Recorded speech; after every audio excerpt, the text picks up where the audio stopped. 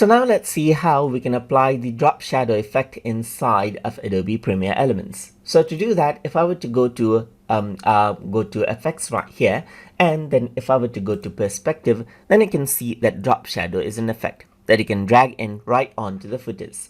Then you can go around and choose the shadow color up as you like, and then what you can do is you can increase out the softness, increase out the distance, and then change out the direction as well. So if I were to go around, you can see that this is what you have, as you can see. You can also work around with the opacity, as you can see, just like this. And that is how you can work around with drop shadow. Apart from that, what you can also do is you can work around with Facet.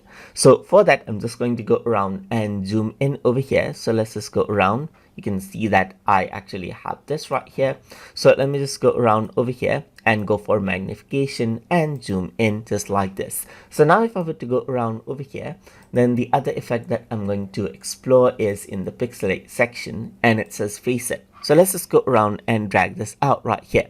So what happens is that you can see that it softens things out right here. So disable this and you can see that things are harder right here. But if I were to see the edges right here, then it becomes much more soft right here. And then it seems like it brings down the pixelation just like this. So minor saddle effect is here. So I can simply go around over here and apply Facet right here just like this, and then this is what you have, as you can see right here. So now there's no Facet, and as I add in 2, you can see that it is much more softer. So that is how you can work around with drop shadow and Facet effects inside of Adobe Premiere Elements. So hope you guys learned something as always, and as always, please like, comment, share, and subscribe.